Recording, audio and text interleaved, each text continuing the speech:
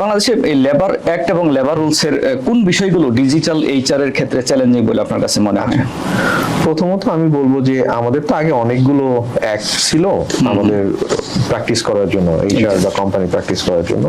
তারপরে আমরা 2006 সালে পেলাম হচ্ছে লেবার অ্যাক্ট, এবং এটার ইলাবোরেটিভ কিভাবে কি করব না করব এটা আমরা 2015-তে পেলাম। তো এটা একটা বিউটিফুল এডিশন আমি বলবো আমাদের জন্য, আমাদের অর্গানাইজেশনের জন্য।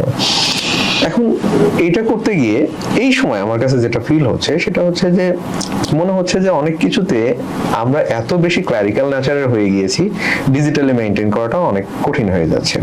এখন আমি যদি সেই 2006, 2015 আমাদেরকে যেভাবে বলা হয়েছে, এত ফরম্যাট দেওয়া হয়েছে এবং সেগুলোকে বলা হয়েছে হার্ড কপি, এই রেজিস্টার বুক মেইনটেইন করতে হবে, এই ফর্ম মেইনটেইন করতে হবে, এই ফর্ম মেইনটেইন করতে হবে। এখন দেখা যাচ্ছে এই এরিনাতে যখন আমরা এআই নিয়ে কাজ করছি, তখন প্রত্যেকটা অর্গানাইজেশনের এইচআরএমএস সিস্টেম আছে। এখন এটার বাইরে গিয়ে আপনি যদি আবার একটা বড় ম্যান আওয়ার যদি আপনি ইনভেস্ট করেন হচ্ছে এই ফর্ম করার জন্য, ইটস ভেরি ডিফিকাল্ট। তো আমার মনে হয় কিছু জায়গায় আর একটু শিথিল করা যেতে পারে। আমি একটা এক্সাম্পল হিসেবে যদি বলি, ধরেন 16 পাতার একটা সার্ভিস বই দিতে বলা হয়েছে, এবং লেবার লতে কিন্তু এইটা বলা হয় নাই যে এটা আসলে কাদের জন্য থাকবে। শুধুমাত্র আমার এই ক্ল্যারিফাই করা এই টাইপের কলিগ থাকবে না ওই টাইপের কলিগ থাকবে, এরকম কিছু বলা নেই। তাহলে আমরা ধরে নিচ্ছি এই সার্ভিস বুকটা আমার সমস্ত কলিগসের জন্য থাকবে। এখন আমরা কি আদৌ ইনশিওর করতে পেরেছি যে আমাদের একদম বটম থেকে টপ পর্যন্ত আমার সব ফাইলে, আমার সিএক্সও ধরেন এক্সাম্পল হিসেবে বলি, আমার সিএক্সও লেভেলের যে কলিগসরা আছে তাদের ফাইলেও আমার সার্ভিস বই থাকবে এই 16 পাতার, এটা আমরা ফিল আপ করবো। সে আরেক জায়গা থেকে জয়েন করলে সে এটা হাতে করে নিয়ে আসবে, আমার এখান থেকে যাওয়ার সময় আমি তাকে এটা দিয়ে দিব। তো আমি জাস্ট ফর এক্সাম্পল বলছি যে এই ধরনের আমাদের কিছু চ্যালেঞ্জিং আছে যেগুলো আমরা ডিজিটালি সিঙ্ক হতে পারছি না। তো আমার কাছে মনে হয় যে পরামর্শ কি থাকবে? আমার কাছে মনে হয় যে আমরা যখন অ্যামেন্ডমেন্ট করি তখন যে জায়গাগুলো ডিজিটালি সিঙ্ক করা যায় সেই জায়গাগুলো একটু ডিজিটালি সিঙ্ক করে দেওয়া যায়। ঠিক আছে, এরকম একটা রিপোর্ট আপনি এইচআরএমএস জেনারেটেড হলেও হবে, আপনার হার্ড কপি মেইনটেইন করতে হবে নট নেসেসারি। যাদের ভালো লাগে তারা করবে, যাদের এইচআরএমএস নাই তারা করবে, বাট যাদের এইচআরএমএস আছে তারা এইচআরএমএস থেকে এটাকে প্রিন্ট আউট করে দিবে।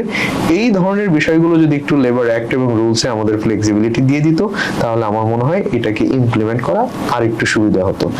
ইন অ্যাডিশন আমি আরেকটা বিষয় একটু অ্যাড করবো, সেটা হচ্ছে যে লেবার অ্যাক্ট এবং রুলসের বেনিফিটস তো আমাদের জন্য, আমাদের কলিগসদের জন্য, আমাদের এমপ্লয়ীদের জন্য। তো এখানে বেনিফিটগুলোকে এমন ভাবে এমন ফর্মে লেখা হয়েছে, অনেক সময় আমরাই খুঁজে পাই না যে আসলে আমার জন্য কি কি বেনিফিট রাখা হয়েছে।